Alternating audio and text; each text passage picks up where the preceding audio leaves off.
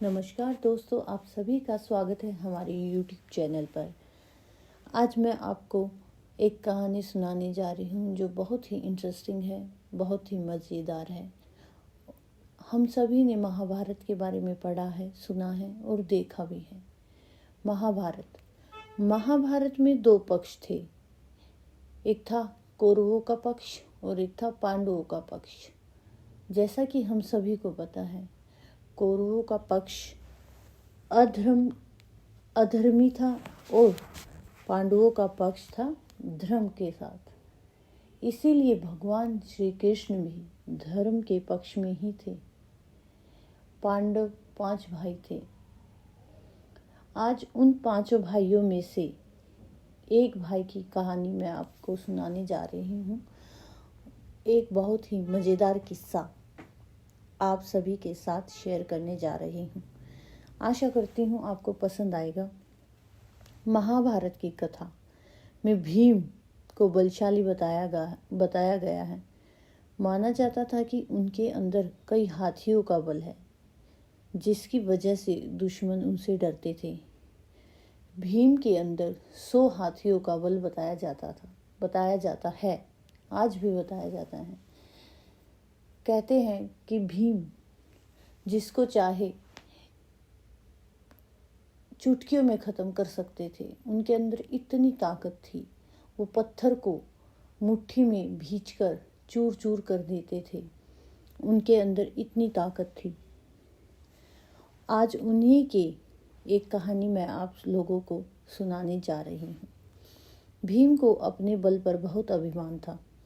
उनके इस घमंड को हनुमान जी ने चूर चूर कर दिया था। आइए जानते हैं कैसे टूटा भीम का घमंड। भीम बहुत ही बलशाली थे। सभी लोग उनसे डरते थे। सभी उनके सामने सोच समझ कर बातें करते थे, क्योंकि उनको गुस्सा भी बहुत जल्दी आ जाता था। सब जानते थे कि भीम बहुत बलवान है और वो तभी अपनी शक्ति का प्रदर्शन कर देते थे। वो अपनी शक्ति प्रदर्शन करने से पीछे नहीं हटते थे। एक बार की बात है, महाभारत काल के समय में द्रौपदी के कहने पर भीम कमल का फूल लेने के लिए पर्वत के पास जो सरोवर था वहाँ गए।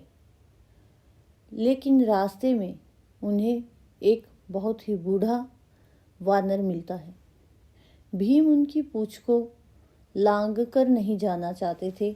रास्ते में एक बहुत बूढ़ा वानर बैठा हुआ था और उसकी पूंछ उनकी पूंछ इतनी लंबी थी कि वो उस रास्ते को कवर कर रही थी।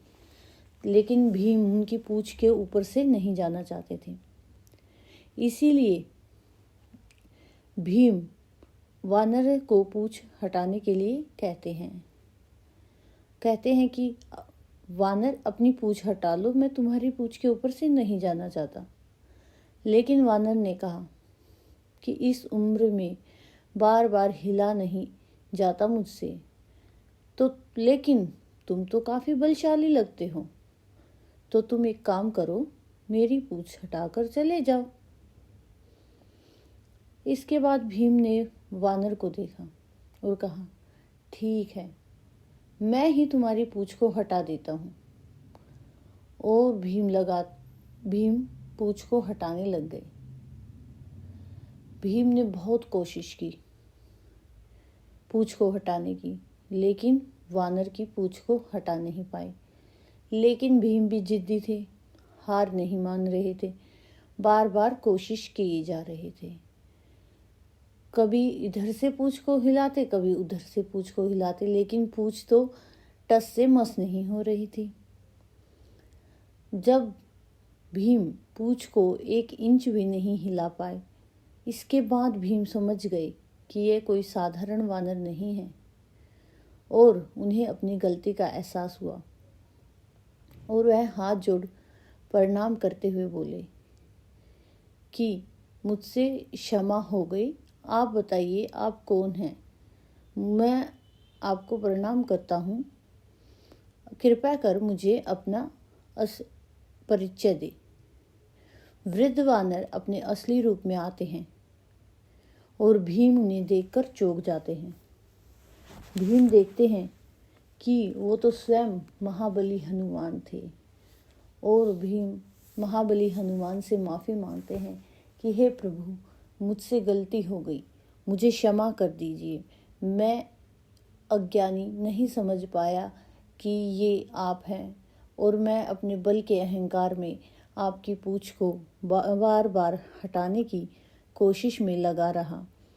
मैं समझ ही नहीं पाया कि मुझे आपको देखते ही समझ जाना चाहिए था, लेकिन मुझे अपने बल के अहम में ये ज्ञात ही नहीं हुआ कि अगर ये पूंछ मुझसे नहीं हिल रही है तो ये कोई बहुत ही महान व्यक्ति हो सकते हैं, ये तो स्वयं प्रभु हैं।